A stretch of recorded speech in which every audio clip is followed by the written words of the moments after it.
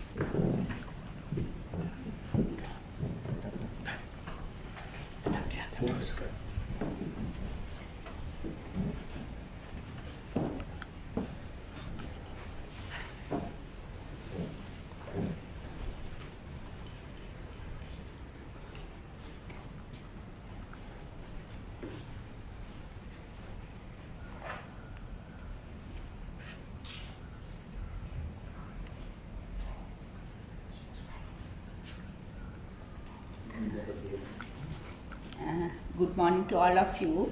So today we gathered here to celebrate work of very eminent and inspirational scientist Alexander von Humboldt.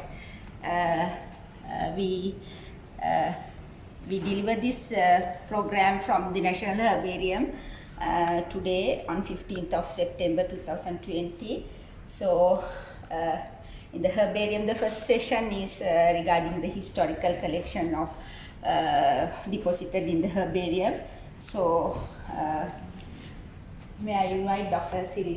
Professor Cyril Vijayasundara to give some brief overview for this historical collection in the herbarium. Thank you, Dr. Subani. When Alexander Moon came here in 1821 to establish Botanical Garden, first, he also brought a very interesting gentleman, a draftsman who helped him in sketching botanical specimens. I mean, at that time there's no photography, I believe, so he got all the paintings done by this gentleman. His name was Harmanis de Alvis, and later he was honored by the government by giving him a title Muhandiram. So he became a Muhandiram and later a Mudliya, and there was another name added, Seneviratna, and he was Harmanis de Alvis Seneviratna after that. And this is the gentleman. His son was William D. Alvis Seneviratna. He was also a draftsman attached to Peradeniya Botanical Gardens, and William D. Alvis' son also. There were few sons of William D. Alvis. They were also draftsmen, and George D. Alvis, Alfred D. Alvis, Charles D. Alvis, and others. In fact, one of them even went to Singapore Botanical Garden, and he had done so many diagrams. And you can see original painting of or illustration of Humboldtia laurifolia done during that time. This is actually the actual specimen is also here. Now you can see the number CP328. So this refers to CP328, which is preserved as a specimen. So each of those CP is for Ceylon plants. There are about 3,000 of Ceylon plants. 3,000 of the paintings made out of those Ceylon plants. They are actually voucher specimens, and some of them are actually type specimens. And we have about 400 odd type specimens deposited in the herbarium. This wing was constructed during the time of J.C. Willis, John Christopher Willis, in 1902. That other wing, where we are going to have the webinar, was constructed during the time of G.H. Thwaites, George Henry Thwaites, in 1850s, 1851 to be precise. And so this section of the herbarium, this wing houses the old collection. When I say old collection, collection from 1820s to 1968. In 1968, the Smithsonian Institution of Washington DC provided financial assistance to revise the flora of Ceylon. So all the collections made after 1968 are preserved in the other building. So we have a bigger collection there, and what's in here in this old wing is a collection made before 1968. So these actually open to the botanists who are working in taxonomy, but the new collection is open to the students and other researchers. If you want to use this section, of course you have to get permission from Dr. Subani Ransi. And also I think Dr. Subani will let you know about the recent work done by the herbarium to get those paintings into a book. Yeah, we have already digitized all these around 3,000 illustrations, and the initial idea was to compile all them in a series of books. So the first book we finished in 2018. So this is the paintings by the D. Alvis family, the volume 1.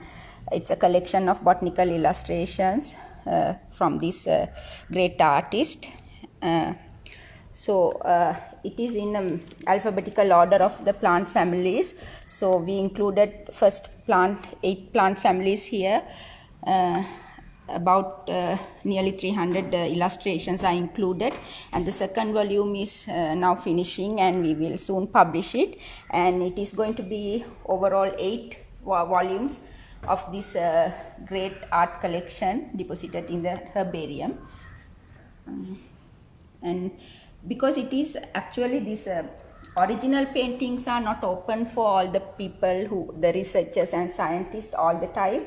So it is to disseminate this information and make it readily available for scientists to work on this plant taxa. Especially this is very useful for these illustrations have very important aspect. It is that correct botanical features. So when we are defining new taxa or describing new species, these collections are still a vital part of our descriptions.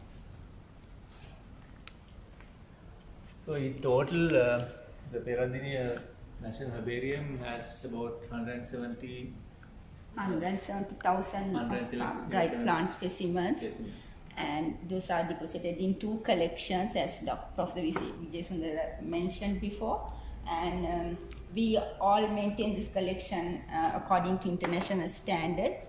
And these collections are well treated with all the curation aspects, and we want to keep them and make available for local and worldwide scientists to work on our flora in Sri Lanka. If you look carefully, the architecture of this building is very similar to the architecture of the herbarium at Royal Botanical and Kew. One of the architectural features you find here is that at the center you have a void space. This is to get hot air to the upper floor, so that there's air circulation. It's not air conditioned, but the specimens are kept in prime condition for nearly 200 years because of this architectural arrangements.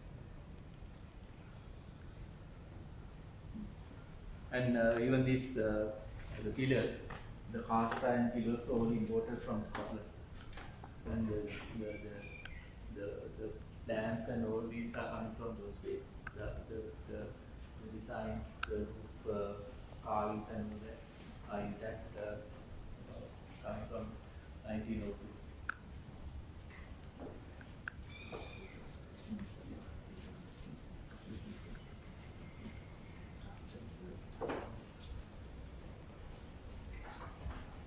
Now, when the Chief Justice of Sri Lanka, Alexander Johnston, proposed to Sir Joseph Banks, the then director of Royal Botanic Gardens Kew and also the president of the Royal Society, to have a botanic garden in Sri Lanka. Earlier on, Joseph Banks, president of Royal Society and also director Kew, thought it's a good idea, and he brought down one of his pupils who was in China. His name was William Kerr, to come to Sri Lanka and establish a botanic garden. So he came in 1811 and set up a small garden in Colombo, in a place called Slave Island. That road is still there, called Kew Road, and then it was found to be not suitable for growing a wide collection of plants. So they selected a place near place called Humboldt near Kalutara and Corona in Sri Lanka in the southwest. And so in 1820, they thought that that place is again not suitable to grow some of the plants, and Alexander and Kerr died. Kerr actually, unfortunately, while he was in China, he kind of he got addicted to opium and various things, so he died because of that habit. And Kerr, after Kerr's death, Joseph Banks sent Alexander Moon to become the superintendent of Botanical Garden, Ceylon, and he suggested that it's better to shift the botanical gardens from Uggalboda to this place in Peradeniya for two main reasons. One is that in Peradeniya you can grow a wider variety of plants, because the climate at that time was very cold, not like these days. So they could grow some of the subtropical and temperate plants as well. That's one reason. And the other thing was that the labor charges were half compared to the labor charges in Kalutara area. So the plants were brought from Uggalboda to Peradeniya, starting from 1817, using bullock carts. So it took a long time to bring all these plants from Uggalboda to here, and the gardens were established. They started in 1821. It was instituted in 1822. We'll be celebrating the bicentennial the year after next. And so it took a long time to bring all these plants, and most of them were in good condition. And this was belonging to 4 people. The government acquired the land and then gradually developed these botanical gardens into a prime botanic gardens. And when this was started, the idea was that they wanted this to be the Kew of the East. So this is based on the Kew model. So one of the, I think about 11, there are about 11 Royal Botanic Gardens, and this is one of the best kept botanic gardens in Asia.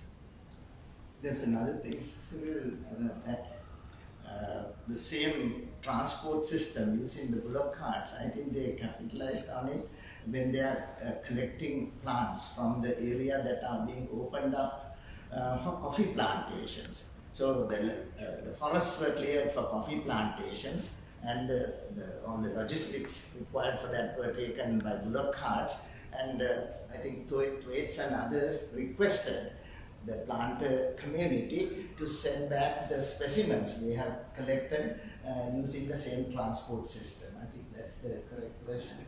And also one other thing I forgot to mention was that this was a royal garden from the time of Sri Lankan kings, and in 1780 King Kirtisi Rajasinghe proclaimed this as a royal garden. So the prefix royal comes from 1780. A lot of people think that as the British started the botanical gardens, the Royal Botanic Gardens, the part royal alludes to the British royalty, but actually it's not the British royalty which is meant there. it's a Sri Lankan royalty. Probably this is the only institution where the prefix royal is alluding to the Sri Lankan royalty.